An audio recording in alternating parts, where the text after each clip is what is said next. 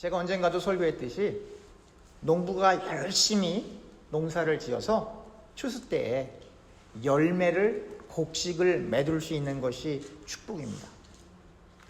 그런데 세상에는 농부가 정성을 들이고 열심을 다해도 추수 때에 열매를 얻지 못하는 경우도 많고 곡식을 하나도 얻지 못하는 경우도 많으며, 그뿐만이 아니라 어떤 메뚜기나 어떤 인색, 이렇게 곤충들이나 잘못된 조그만 어떤 동물들, 이런 것들로 인해서 이 흉년이 아닌데도, 풍년인데도 불구하고 다른 사람들은 다 풍작을 맞는데 자기만 흉년을 맞이하는 경우도 있고, 화재 등과 같은 재앙으로 인하여 그냥 그만 비닐하우스부터 시작해서 온 밭이 다 타버리는 일도 생깁니다.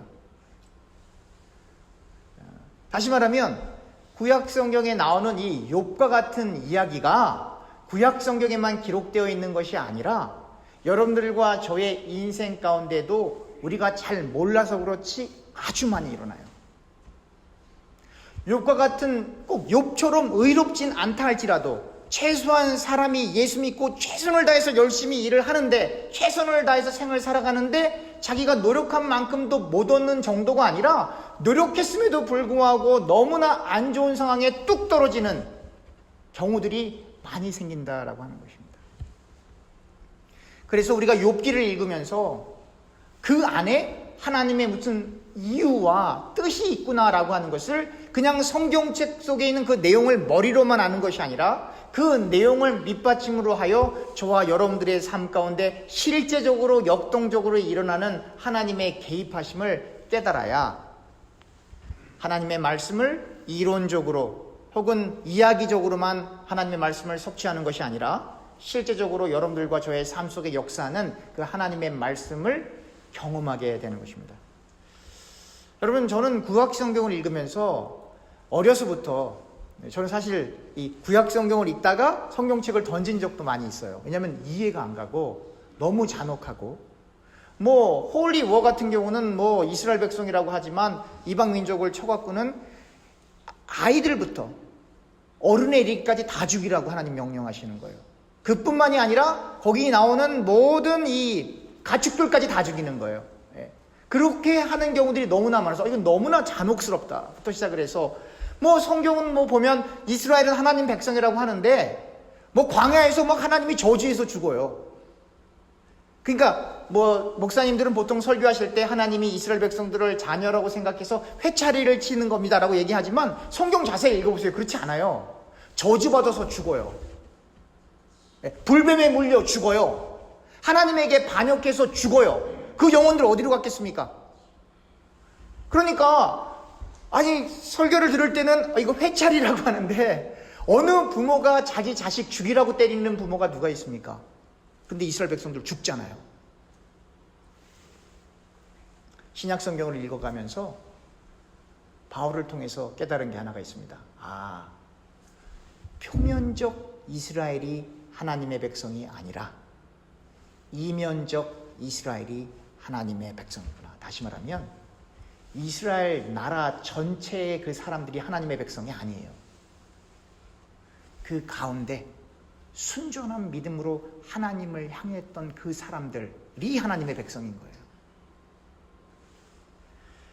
그 이스라엘을 향한, 그 순전한 하나님을 향한 믿음을 갖고 있는 그 사람들, 이스라엘이 북쪽이 먼저 망하고 남쪽 또한 망해버리고 포로기로 끌려가면서 남은 자들로 계속 나오고 있는 그 남은 자들, 어떠한 포로의 상황에서도 노예의 신분으로 떨어져도 자기 부모님들이 적들에 의해서 죽는 그 현실 앞에서도 자기가 최선을 다했지만 자기가 갖고 있던 모든 것들을 적들에게 다 빼앗겨버리는 그 상황에도 하나님만이 나의 구원자이십니다. 하나님만이 나의 전능자이십니다. 현실을 바라보면 실망스럽고 절망스럽고 더 이상 살 의미가 없지만 그럼에도 불구하고 말씀으로 천지를 창조하신 그 하나님이 내 아버지 되십니다라고 고백하는 그 사람들이 예루살렘의 딸이고 시온의 딸인 거예요.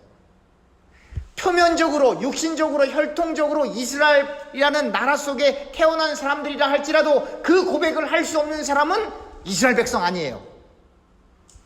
심지어 이집트로부터 나오면서 그 나오는 과정 속에서 하나님은 늘 순전한 이 혈통 이스라엘을 원하시지만 그 나오면서 노예의 신분이었던 사람들이라 할지라도 이스라엘 사람들과 피부 색깔이 다른 사람들이라 할지라도 다른 민족으로부터 영입된 백성들이라 할지라도 하나님을 향한 믿음을 소유하고 있으면 그 사람은 이스라엘 백성이에요. 그러나 베냐민 지파 속에 태어나도 유다 지파 속에 태어나도 그 사람들이 하나님을 향한 믿음을 갖고 있지 않으면 그 사람들은 표면적으로는 하나님 백성일지 모르겠지만 이면적으로는 하나님의 백성이 아니어서 결국 저주받게 되는 거예요. 그러한 측면에서 여러분들과 저는 한국인이죠. 그러나 따라합시다. 영적으로는 이스라엘 백성이다. 이면적으로, 영적으로, 믿음적으로, 신앙적으로 여러분들과 저는 아브라함의 후손들입니다. 여러분 믿으십니까? 네.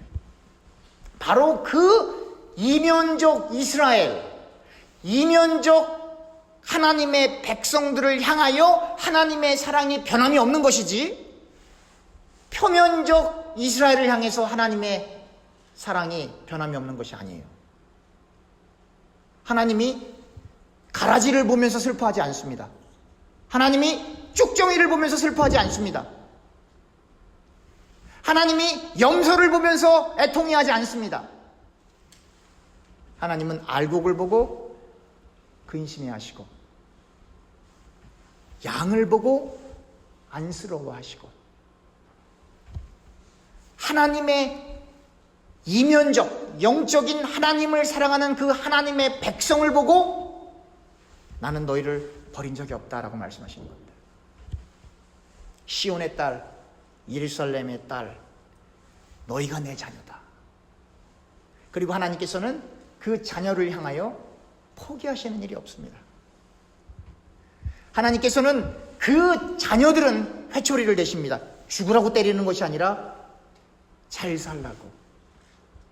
여기서는 힘들고 어렵지만 이 회초리를 맞아야 천국에 무사히 들어갈 수 있기 때문에.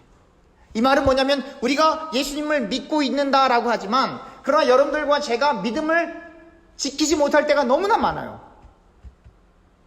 우리가 평화로울 때는 감사합니다. 하는 일이 잘 될 때는 감사합니다. 그러나 제가 예전에 부목사로 있었을 때 말씀드린 것처럼 7살짜리 아이가 교통사고로 숨졌어요. 장례식을 갔는데 어머니는 정신이 완전 나가셨고 무슨 말로 밀어냅니까? 조문객이라고 한 10명 정도 부르지도 않았어요. 부를 수가 없는 거죠. 못 오게 하는 거죠. 믿음은 있어서 교회 목사 불러놓고 그냥 예배만 드리고 그냥 끝내고 싶다는 거예요. 여러분 그 정도의 믿음을 갖고 있는다라고 하면 그러니까 마지막을 예배는 드리고 보내야 되니까 장례식도 하기 싫은데 예배는 그래도 하나님께 드려야 되니까 하는 정도의 믿음이라면 작은 믿음은 아니에요. 그냥 건성건성 신앙생활 했던 분도 아니에요. 그냥 썬데이 크리스찬이 아니라는 얘기예요. 그런데도 그런 일이 벌어져요.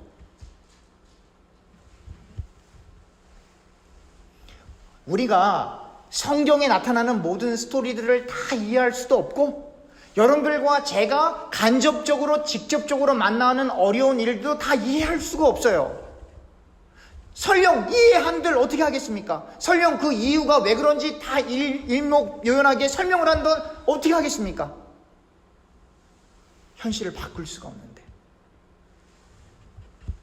그래서 여러분들과 제가 정말로 말씀뿐만 아니라 여러분들과 저에게 주어진 그 인생의 무게를 조금 더 깊이 있게 생각해낸다라고 한다면 하나님 앞에 무릎 꿇을 수밖에 없어요. 하나님, 잘 모르겠습니다. 알려주세요. 하나님, 감당이 안 됩니다. 도와주세요. 라고 하나님 앞에 매달리는 사람이 바로 남은 자고 그 사람이 바로 시온의 딸이고 그 사람이 바로 예루살렘의 딸인 거예요.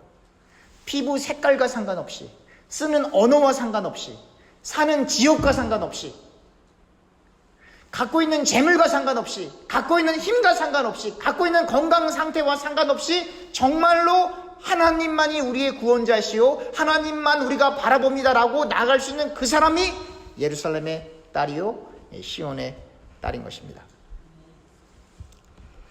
그리고 그 예루살렘과 시온의 딸 가운데 지존하신 하나님께서, 지존하신 전능자 왕이신 하나님께서 함께 하시고 그 가운데 사시며, 더 이상 그 시온의 딸과 예루살렘의 딸들이 두려워할 필요가 없는 상태로 슬피 울지 않도록 그 하나님께서 그 예루살렘의 딸과 시온의 딸들의 눈물을 닦아주시는 겁니다. 그리고 보호해 주시는 겁니다. 수치를 거두시는 겁니다. 스바냐 3장 17절입니다. 너희 하나님 여호와가 너희 가운데 계시니 그는 구원을 베푸실 전능자이시라. 그가 너로 말미암아 기쁨을 이기지 못하시며 너를 잠잠히 사랑하시며 너로 말미암아 즐거이 부르며 기뻐하시리라 하리라. 바로 이 스바냐 3장 17절에 확연하게 하나님의 사랑이 묘사되어 있습니다. 하나님은 이스라엘 가운데 계십니다. 하나님은 우리 가운데 성령으로 우리 가운데 내주에 계십니다. 예수님을 믿기 때문이죠. 하나님은 이스라엘 백성을, 표면적 이스라엘 백성들 말고 이면적 이스라엘 백성을 구원하시는 전능자 구원자 하나님이십니다. 이와 마찬가지로 예수 그리스도를 믿는 저와 교우님들을 구원하시는 전능자 하나님이십니다. 하나님께서는 이스라엘로 인하여 기쁨을 이기지 못하시고 이스라엘을 잠잠히 사랑하시며 이스라엘로 인하여 즐거운 노래를 부르시고 기뻐하신다라고 성경은 기록하고 있습니다. 하나님은 무엇 때문에 이면적 이스라엘, 하나님을 향하여 믿음을 갖고 있는 그 이스라엘을 사랑하시고 구원하시는 것일까요? 하나님은 무엇 때문에 이스라엘로 인하여, 시온의 딸들로 인하여, 예루살렘의 딸들로 인하여 그렇게 기뻐하시는 것일까요? 이스라엘이 하나님에게 사랑받을 만한 행동을 해서 하나님이 기뻐하시는 것일까요? 아닙니다. 이스라엘이 구원을 받을 만한 큰 믿음을 갖고 있고 하나님의 말씀을 날마다 잘 지키기 때문에 하나님이 구원을 베푸시는 것일까요? 그것도 아닙니다. 이스라엘이 하나님을 기쁘시게 할 만한 삶을 살아서 하나님이 기뻐하시는 것이 아닙니다. 여러분, 남은 자들이라 할지라도, 하나님에게 쓰임받는 선지자들이라 할지라도, 하나님이 세운 왕들이라 할지라도, 하나님이 세운 심지어 사사들이라 할지라도, 믿음의 조상 아브라함이라 할지라도, 다윗이라 할지라도 얼마나 많은 범죄를 저질렀습니까? 살면서. 만약에 행한 대로 구원을 받는다 그러면 이 세상에 존재하는 모든 인간들은 다 지옥불에 떨어질 겁니다. 이스라엘은 틈만 나면 우상을 만들어 하나님을 모욕했습니다. 틈만 나면 죄짓기를 즐거워했고 하나님의 말씀을 경히 여겼고 가볍게 여겼습니다. 이스라엘 백성들이라 할지라도, 하나님의 선민이라 할지라도 늘 하나님 안에서 만족하려고 하는 것이 아니라 세상적으로 만족하려고 했어요. 고고학자들이 이스라엘 백성들이 예배드렸던 그곳을, 템플을 이렇게 다 발굴해 보니까 하나님 앞에 예배드렸던 그러한 모습들도 나오지만 그 옆에 아세라와 바알 신전이 조그맣게 있는 거예요. 다시 말하면 하나님 앞에 예배를 드리면서도 자기들의 소원, 하나님 보시기에 올바르지 못한 소원을 부탁할 때는 하나님 앞에 감히 못 나가고, 그렇게 나갔단 죽을 거니까 바알과 아세라를 따라갔다는 흔적들이 고고학자들에게 발견되고 있는 것입니다. 그게 사람이에요. 하나님이니까 그 정도로 봐주시는 거예요. 하나님이시니까 그 정도로 이스라엘이 연결되어 있는 겁니다. 지금까지 있는 겁니다. 여러분들과 제가 하나님이라면 어떻게 하시겠습니까? 제가 하나님이었으면 그게 당연히 아니죠. 이스라엘이라는 민족 자체는 이면적이든 표면적이든 하여튼 이스라엘이라는 이자를 갖고 있는 이 씨를 얘기하는 건 아닙니다. 지구상에서 뿌리가 뽑혔죠. 지구상에서. 그러나 그 이스라엘을 통해서 예수님이 태어나게 하시고, 그 예수님이 죽으시고 부활하신 이후에 그 이스라엘을 통해 바울이 나타나고 베드로가 나타나고 여러 가지 하나님의 종들이 서게 되는 거예요. 그래서 여러분들과 저의 생각과 하나님의 생각은 다른 것입니다. 이스라엘이 무엇을 했기 때문에 하나님에게 구원을 받는 것이 아니라 그 하나님을 향한 믿음을 갖고 있는 그들이 예루살렘의 딸이요 시온의 딸이요 하나님의 아들 딸이기 때문에 뭘 잘해서가 아니라 자녀이기 때문에 그냥 좋은 거예요. 인류 역사를 읽어보면요, 자식이 부모님을 죽이는 경우도 있더라고요. 몇 년 전에 강남에서, 한국에 있는 강남에서 엄마가 돈 안 준다고 아들이 야구방맹이로 그렇게 했어요. 충격이었죠. 이 왕가의 그 이야기들, 구약 성경뿐만 아니라 일반 조선사부터 중국사에 이르기까지 이러한 역사서들을 읽어보면 아버지가 자기 왕권을 든든히 하기 위해서 자기 자식들을 죽이는 경우가 비일비재합니다. 그러니까 부모는 절대로 자식을 사랑해, 그것도 아니에요. 자식은 어떤 일이 있어도 부모를 사랑해, 그것도 아니에요. 자기의 이익이 있으면 자식이라 할지라도 부모라 할지라도 죽이는 게 인간이에요. 거기에 선이 어디 있고 거기에 정의가 어디 있고 거기에 공의가 어디 있습니까? 근데 하나님은 그러시지 않다 이 말이에요. 하나님은 이스라엘 백성들, 그 이면적 이스라엘 백성들이 타락해가는 것을 보면서 마음이 찢어지시는 겁니다. 그래서 어쩔 수 없이 사랑의 하나님이시지만 공의의 하나님이셔서 아주 무서운 회초리를 드시는 겁니다.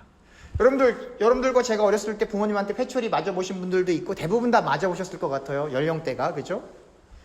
근데 지금 생각해보면 그까지 회초리 100번도 더 맞겠다 할 수 있을지 모르겠지만 그 나이, 그 환경, 그리고 그 시대에 그 회초리는 어린아이에게 무서운 거였어요. 어느 정도로 무섭냐면 감당할 수 없을 만큼 무서운 거였어요. 지금은 우리가 성인이 되었기 때문에 그까짓 거 하지만 그때는 죽을 것만 같았어요. 바로 그 무서운 회초리가 하나님의 백성들이 하나님의 백성답게 살아가게끔 하기 위해서 주어졌던 것입니다.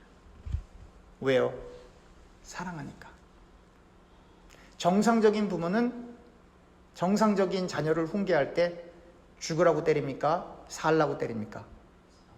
살라고. 근데 그 회초리를 맞는 딸은 어떻게 느낍니까?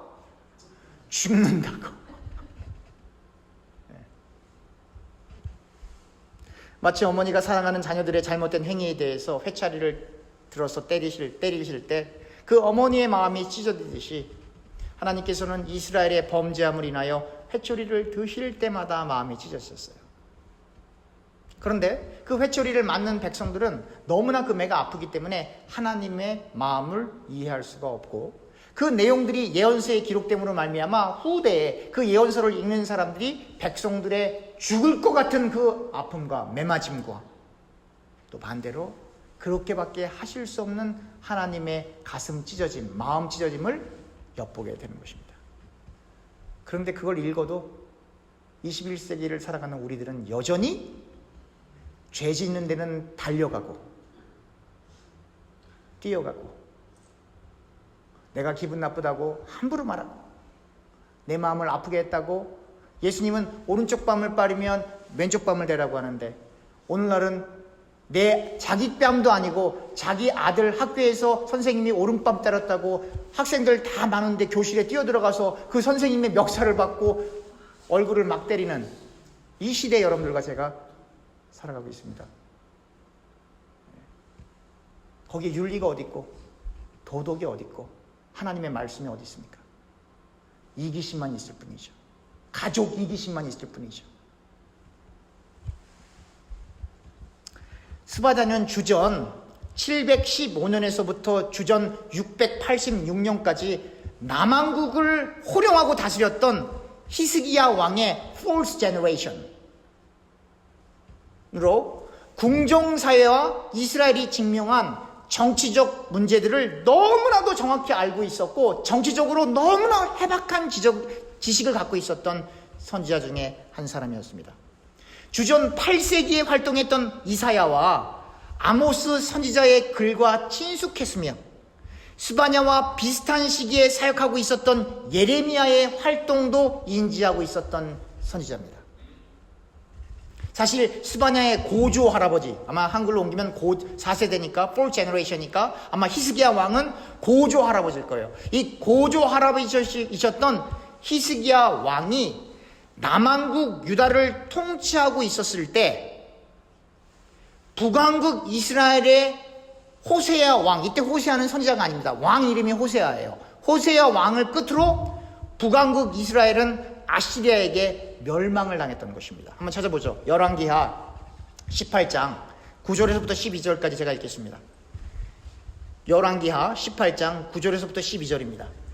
히스기야 왕 제4년 곧 이스라엘의 왕 엘라의 아들 호세아 제7년에 아수리의 왕 살만에살이 사마리아로 올라가서 에워쌌더라. 3년 후에 그 성읍이 함락되니 곧 히스기야 왕의 제6년이요 이스라엘 왕 호세아의 제9년에 사마리아가 함락되매 아수르 왕이 이스라엘을 사로잡아 아수르에 이르러 고센강에 있는 할레와 하볼과 메대 사람의 여러 성읍에 두었으니 이는 그들이 하나님 여호와의 말씀을 듣지 아니하고, 그러니까 북왕국 이스라엘이 멸망한 이유가 바로 이렇게 정확하게 기록되어 있는 거예요. 이는 그들이 하나님 여호와의 말씀을 듣지 아니하고 그의 언약과 여호와의 종 모세가 명령한 모든 것을 따르지 아니하였음이더라.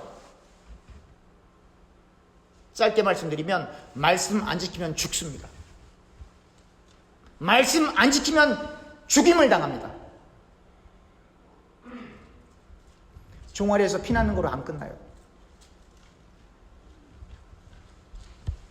그러니까 수바자는 주전 722년에 아시리아에 멸망당하는 북왕국 이스라엘을 지켜보아야만 했던 이사야와 아모스와 같은 심정을 이해하고 있었고, 그리고 그때 당시 남쪽을 다스리고 있던 고조 할아버지가 히스기야의 왕이었던 거예요. 그러니 자라면서 그 스토리를 얼마나 많이 들었겠어요. 말씀 안 지키면 죽어. 말씀 안 지키면 죽어. 북쪽 그렇게 해서 다 멸망당한 거야. 뿐만 아니라 남한국 유다마저 점점 망해가고 있는 그 상태예요. 그 상태에 예레미야와 함께 그 슬픈 마음, 슬픔의 선지자 예레미야와 함께 그 역사 속에서 점점 희미해져가는 그 남한국 유다를 바라보면서 이 스바냐 왕가 출신 이 스바냐 선지자의 마음이 얼마나 많이 힘들었겠습니까? 결국 남한국 유다마저 주전 586년경 혹은 587년경 1년의 차이는 있지만 학자마다 의견이 좀 달라서 그렇습니다. 그 경에 완전히 멸망하게 됩니다. 그러나 이러한 심판은 이스라엘이 하나님의 말씀을 거듭 강조하지만요, 하나님의 말씀을 듣지 않고 하나님의 말씀을 준행하지 않았기 때문이다라고 성경은 단정짓는 거예요. 오늘날도 마찬가지입니다. 예수님 말씀 안 들으면 죽습니다.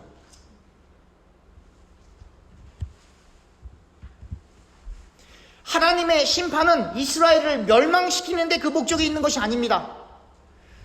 하나님의 마음은, 생각해 보세요. 부모가 자식을 때린 정상적인 부모, 이상한 부모들 말고요, 정상적인 부모, 하나님을 경외하고 하나님의 말씀을 지키기를 원하고 정말 부모를 사랑하는 그 부모의 심정으로 자식을 때리는데 두 발 뻗고 잘 부모가 어디에 있겠습니까? 그 정상적인 그 부모보다도 더 거룩하시고 더 사랑 많으시고 은혜로우시고 자비로우신 그 하나님이 자기 백성들이 적국들에 의해서 처절한 도륙을 당하고 있는 것을 지켜보시는 그 하나님의 심정이 어떠시겠습니까?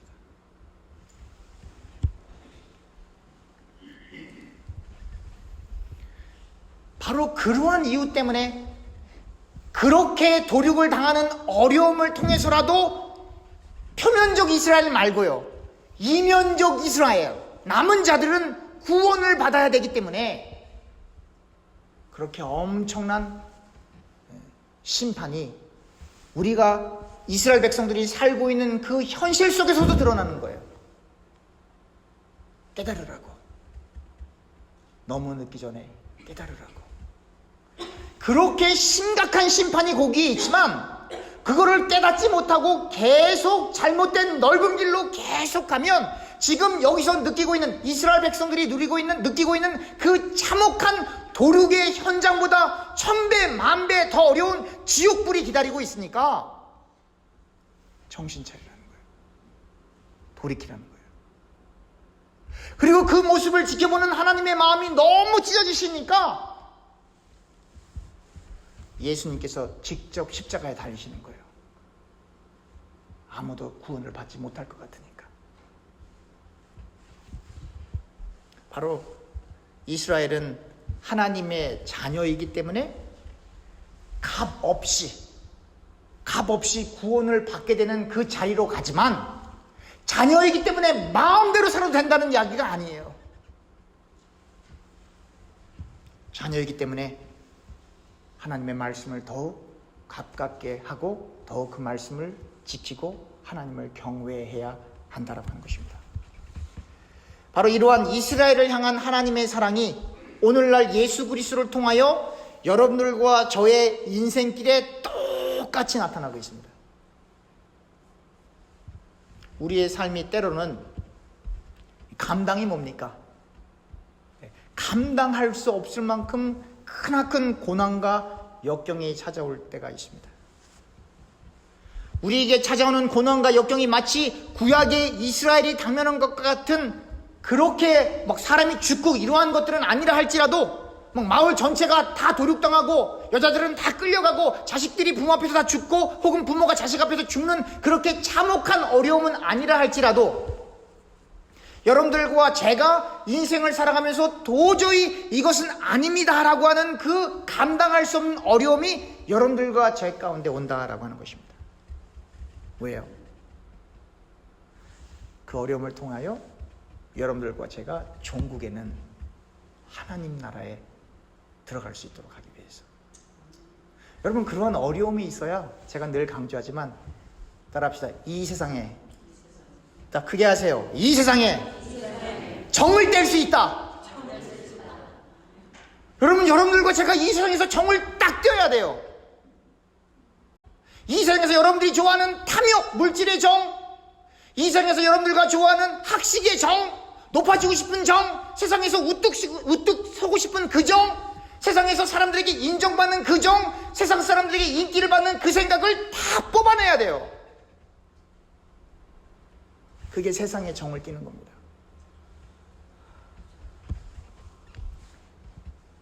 이스라엘의 행위와 이스라엘의 의 때문이 아니라 하나님의 은혜 때문에 베풀어 주시는 은혜를 입었듯이, 다시 말하면 어떠한 이스라엘 백성이 뭘 했기 때문에 그에 대한 보상으로 뭘 은혜를 입은 것이 아니라 그냥 무조건적으로 베풀어 주시는 그 하나님의 은혜를 입었듯이 여러분들과 저는 여러분들과 저의 의와 행위 때문이 아니라 예수님을 믿는 그 믿음 때문에 하나님에 의해 값없이 의롭다 인치심을 받고 구원을 얻게 되는 것입니다. 우리가 주위에서 보아야 될 것은 거듭 강조하지만 육신적 혹은 혈통적 이스라엘이 아니라 피부 색깔과 상관없이 쓰는 언어와 상관없이 무엇을 입었느냐와 상관없이 절기를 지키느냐 안 지키느냐와 상관없이 할례를 받았느냐 안 받았느냐 그런 것과 전혀 상관없이 하나님을 향한 그 믿음을, 순종한 믿음을 가지고 있느냐 라고 하는 이면적 유대인이, 이면적 이스라엘이, 이면적 크리스찬이 하나님의 백성이다라고 하는 겁니다. 로마서 2장 28절부터 29절까지 제가 읽겠습니다. 무릇 표면적 유대인이 아니요 표면적 육신의 할례가 아니니라. 오직 이면적 유대인이 유대인이며 할례는 마음에 할지니 영에 있고 율법 조문에 있지 아니한 것이라. 그 칭찬이 사람에게서가 아니요 다만 하나님에게서니라. 성경은 아주 분명하게 얘기합니다. 직선적으로 그 칭찬이 사람에게서가 아니요 다만 하나님에게서니라. 오히려 표면적 유대임을 자청하는 사람들, 나 하나님 말씀 잘 지켜요, 율법 지켜요, 할례 받았어요 하는 그 사람들이 예수님을 십자가에 달았어요. 하나님을 향한 철저한 믿음을 갖고 있다라고 하는 자부하는 제사장, 바리새인, 사두개인, 종교인들이 예수님을 십자가에 달았습니다. 그 사람들은 늘 사람들의 인기만 중요시 여겼어요. 사람들이 나를 어떻게 평가할까? 사람들이 나를 좋아할까 싫어할까? 내가 이 상태로 이 권력과 인기를 계속 유지할 수 있을까 말까? 하나님의 말씀은 관심이 없었어요.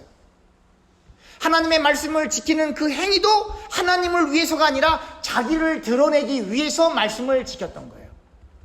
사람들 앞에서 금식한다 그러면 존경받으니까, 신종국가이기 때문에 존경받기 때문에 하나님을 위해서 내가 기도를 아뢰는 것이 아니라 사람들의 인기를 얻기 위해서 경건생활을 했던 거예요. 겉으로 볼 때는 분명히 하나님의 말씀을 지키는 것 같았지만, 그러나 영광을 받는 그 대상이 하나님이 아니고 자기 자신이었고, 그 자기 자신의 이기심과 자기 자신의 욕심 때문에 결국 하나님이신 예수님을 십자가에 못 박기까지 하는 거예요.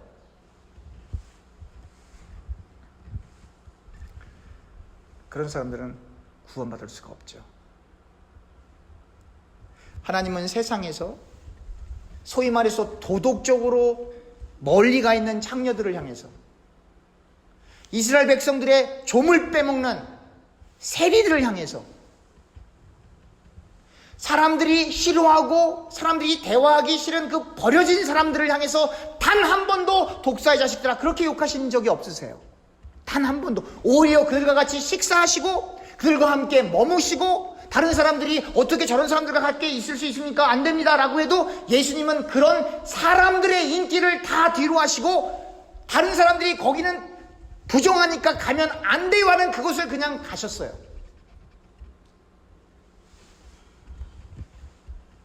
그리고 오히려 거기는 부정해요, 거기는 가시면 안 돼요 라고 하는 그 사람들을 향해서 독사의 자식들아 회천한 무덤아 라고 오히려 심한 말씀을 하셨습니다.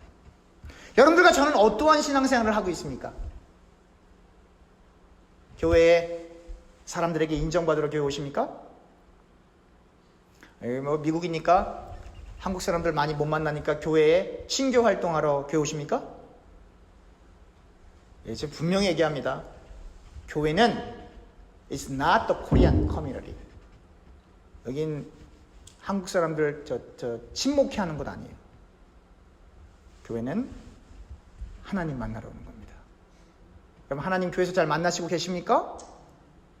네, 하나님 만나러 오십니다. 그러니까 결국은 사람들의 눈을 의식해서 예배하는 게 아니고, 사람들의 눈을 의식해서 기도하는 게 아니고, 사람들의 눈을 의식해서 하나님 앞에 나오는 게 아니라 하나님이 좋아서 교회 오는 겁니다. 여러분, 구약의 그 대표적인 인물이 누굽니까? 다윗이에요. 가장 죄도 악랄하게 많이 졌던 다윗. 그러면서도 그렇게 악랄했지만, 여러분들은 그저 바세바만 생각하시지만 시편 23편 설교를 다시 한번 들어보십시오. 기억단 아시죠? 다윗이 어떤 분이셨던지 기억나세요? 시편 23편 설교를 유튜브로 가셔서 다시 한번 들어보세요. 보통 분이 아니셨어요. 어찌됐건 가장 악랄했지만 그럼에도 불구하고 하나님을 이면적으로 사랑했던 왕이 다윗이에요. 그에 대한 증거가 법궤가 들어오는데 하나님의 말씀으로 본 거예요. 법궤를 하나님으로 본 거예요. 그러니까 너무 좋아서, 그러니까 왕이고 뭐 체면이고 그런 거 없는 거예요. 그러니까 하나님의 말씀 법궤가 들어온다고 생각을 하니까 그냥 너무 좋아서 주변을 의식하지 않고 그냥 춤을 추다가 바지가 내려가 버린 거예요. 그냥 좋은 거예요. 그냥 좋은 거예요. 여러분들과 제가 그 심정으로 매주일 나와 하나님 앞에 예배할 수 있기를 축원합니다. 그 심정이 신령과 진정으로 예배드리는 겁니다. 뭐 예배드리고 기도하는데 옆에 사람이 뭐 어떻게 생각할까, 찬양하는데 손을 들어야 되나 말야 되나 헷갈리지 마세요. 들고 싶으면 들고, 드는 게 싫으면 내리세요. 중요한 건 옆 사람을 의지하지 말고 부르짖으세요. 하나님 만나러 오는 거예요. 우리가 참으로 하나님 앞에서 심령이 가난해져서, 여러분, 심령이 가난한 자, 그리고는 그 다음에 한 구절이 뭡니까? 애통해하는 자. 무엇 때문에 애통해합니까? 죄 때문에 애통하는 거예요. 심령이 가난해지면 내 속에 있는 죄가 너무나 크기 때문에, 심령이 가난해져야 그 죄가 보이기 때문에 그 죄로 말미암아 애통하고 회개할 수 있게 되는 것입니다. 그래서 다윗이 한 짓을 잘 아니까 침상이 눈물로 넘쳐날 만큼 그렇게 울었던 거예요. 왜냐하면 지은 죄도 많았고 또 회개를 했는데 또 같은 죄를 계속 반복하게 되고 자식들 간에 다 죽이는 일이 벌어지고 자식들 간에 겁탈도 일어나고 너무나 혼잡한 일들이 다윗이 직접적으로 관장한 것은 아니지만 그러나 he has responsibility. 다윗에게도 책임이 있다고요. 그러니까 다윗이 자기의 죄가와 너무나 연결된 게 많으니까 그 눈물이 침상을 넘칠 만큼 그렇게 회개 기도를 할 수밖에 없었던 것입니다. 여러분들과 저의 죄 때문에 그렇게 울고 계십니까? 목사님 저는 뭐 죄진 게 없는데요. 여러분 한번 잘 생각해 보십시오. 어떤 분들은 그러더라고요. 교회에서 너무 목사님이 그 죄 얘기하면 말이죠, 죄책감이 들어서 사람들이 우울증에 빠집니다. 아니요, 그런 우울증은 빠져도 돼요. 그런 우울증, 내 죄가 너무나 더럽고 내가 정말 하나님 앞에 서지 못해서 우울증에 빠졌다, 그건 좋은 우울증이에요. 하나님 앞에 바로 서지 못해서 하나님 앞에 눈물로 나아가는 그건 좋은 거예요. 우리가 정말로 하나님 앞에 심령이 가난해져서 나아가게 될 때 하나님의 새로운 은혜가 여러분들과 제 가운데 임하는 게 아니에요. 하나님의 은혜는 이미 여러분들과 저 가운데 있어요. 그런데 여러분들과 제가 너무 죄악으로 우리의 영혼의 눈이 가리워져서 하나님의 은혜가 옆에 있음에도 불구하고 그 은혜가 안 보이고 현실만 보이는 거예요.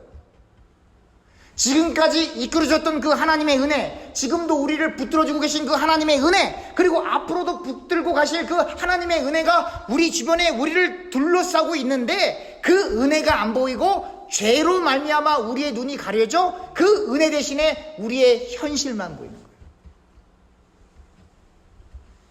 그래서 정말로 하나님 앞에 기도하게 되면 세상은 변하지 않는데 누구만 변해요?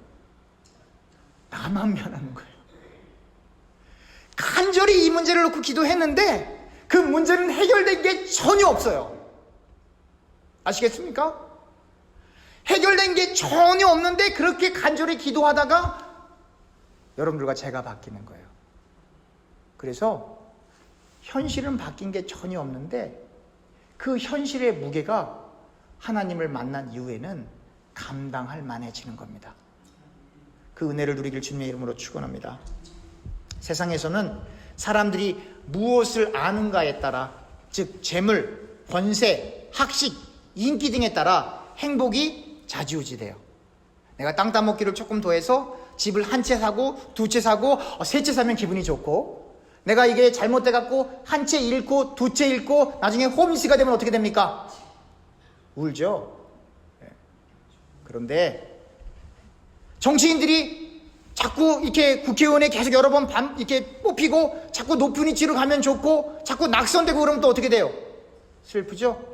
공무원 시험을 봐서 9급, 5급, 3급 그 이상 올라가면 너무 좋은데 3급이었는데 쭉쭉쭉 밀려서 이제 만약에 파이어 되게 되면 기분이 어때요? 슬프죠? 그러니까 일반적으로 세상 사람들은 내가 세상에서 잘 되느냐 못 되느냐에 따라서 나의 행복이 왔다 갔다 해요. 근데 성경은 그렇게 얘기하지 않아요. 한 민족이 멸망에 들어가는 그 순간에도, 그 민족이 멸망하다 못해 포로로 잡혀가는 그 순간에도, 부모가 자식이 도륙되는 그 순간에도, 입에 담을 수 없는 너무나 큰 아픔들이 있는 그 순간에도 하나님의 남은 자는 하나님 안에 거함으로 세상이 알 수 없는 은혜와 위로를 누릴 수 있다.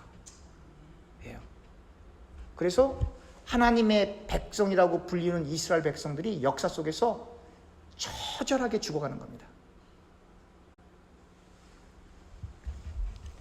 결국 하나님의 말씀이 인생의 참 의미로 자림하게 되고, 그 하나님의 말씀 없이는 우리가 생을 살아갈 수 없다라고 여러분들과 저희가 머리로가 아니라 여러분들과 저의 인생으로 결론 낼 수만 있다고 한다면 두려워할 게 없습니다. 초막이면 어떻고, 궁궐이면 어떻습니까? 부자면 어떻고, 가난하면 어떻습니까? 살았으면 어떻고, 죽었으면 어떻습니까? 바울의 고백이에요. 사나 죽으나 나는 누구의 것? 아멘. 끝이에요. 그게 여러분들과 제가 살아가야 될 인생의 전부예요. 그게 알파와 오메가예요. 처음부터 끝이에요. 여러분들과 제가 생을 살아가는 거 간단해요. 살아도 주를 위해서, 죽어도 주를 위해서, 그리고 주님 안에서 끝. 그겁니다. 그 사람은 하나님의 사람이다라고 하는 겁니다. 근데 사람들은 어떤 생각을 갖고 신앙생활을 합니까? 죽어도 나를 위해, 살아도 나를 위해. 세상에선 무조건 잘 돼야 돼. 그래서 하나님 믿죠. 교회 오면 자기를 부인하세요. 목사님 너무 부담됩니다. 좁은 길 가세요. 목사님 그럼 도저히 못 가겠습니다. 목사님 먼저 가시고 저희는 뒤따라 가든지 뒤에서 구경만 하겠습니다. 예수님께서는 넓은 문으로 가면 다 죽어. 구약에서 이스라엘 백성들이 당했던 그 고통보다 1000배, 1000배의 지옥이 기다리고 있어. 살고 싶으면 자기 자신 부인하고 십자가 메고 나를 따라와. 그렇게 말씀하시는 거예요. 바울은 더 구체적으로 말하죠. 죽는 게 사는 거야. 살려고 하면 다 죽어.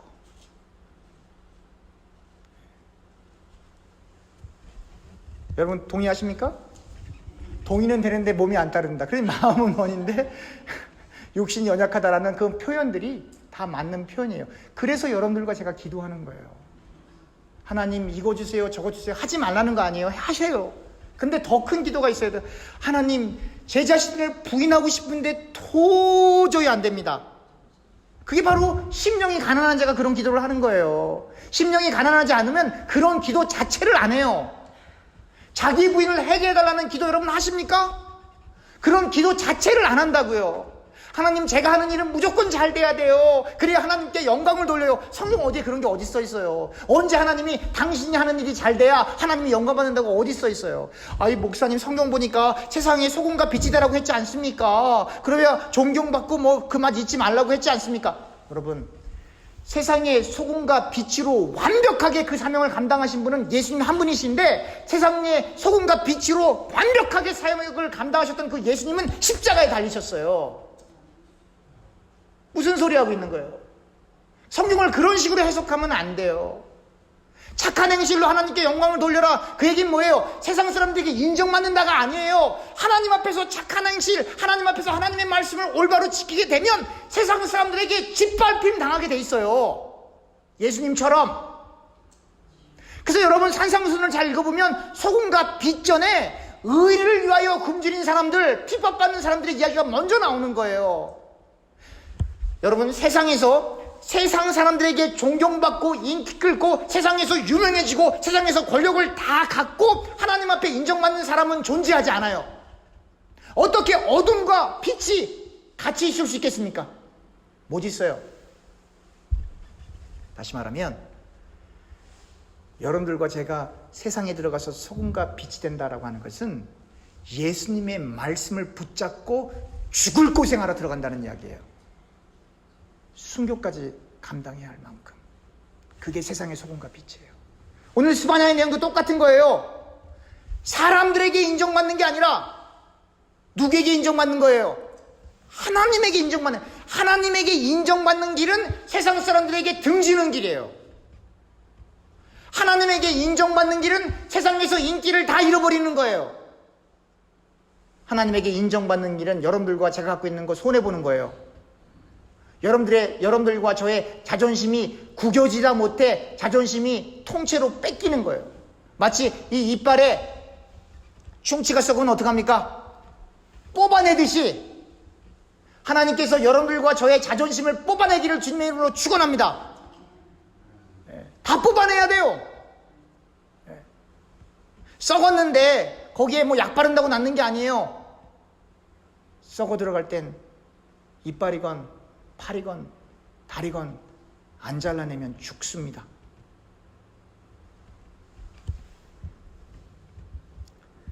사랑하는 교우님들, 추수감사절을 맞이해서 여러분들과 제가 진정한 감사를 알아야 하기 때문에 조금 부담스러운 말씀을 나누는데요, 우리가 세상에서 잘 되었기 때문에 하나님 앞에 감사하는 것이 아니라 이토록 어려운 순간에서도 하나님을 향한 믿음을 유지할 수 있어서 감사한 겁니다.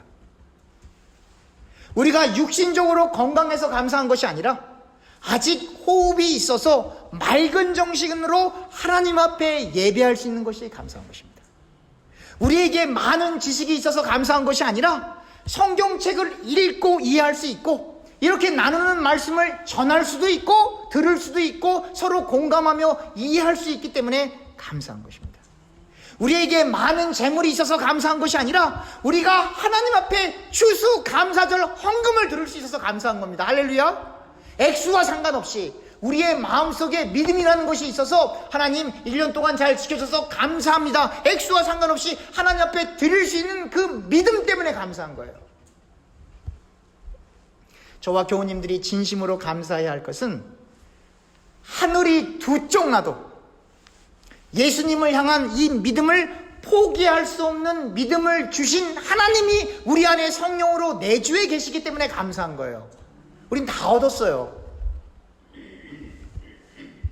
이스라엘이 그들의 죄악으로 인하여 멸망해가는 순간에도 하나님의 남은 자들, 즉 표면적 이스라엘이 아니라 하나님의 진정한 백성, 즉 이면적, 다시 말하면 하나님을 어떠한 순간에도 신뢰하고 하나님으로 말미암아 행복해하고 하나님 안에 거하기를 기뻐하며 하나님을 향한 굳건한 믿음으로 주님을 따라가기로 다짐하는 그 사람이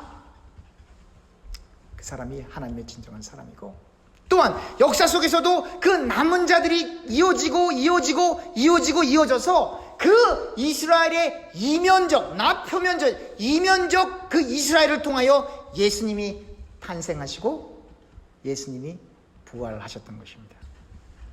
하나님께서는 예수님을 향한 믿음을 소유한 우리를 통하여 저와 교우님들을 끝까지 잘 견인하셔서 인도하셔서 하나님 나라로 이끄실 것입니다. 이 짧은 생을 살면서 오직 하나님만을 의지하면서 생을 살아가실 수 있기를 축원합니다. 바로 이 믿음 때문에, 다 끝났습니다. 바로 이 믿음 때문에, 바로 예수님을 향한 이 믿음 때문에 저와 교우님들이 행복한 겁니다. 여러분 행복하시죠? 기도합시다.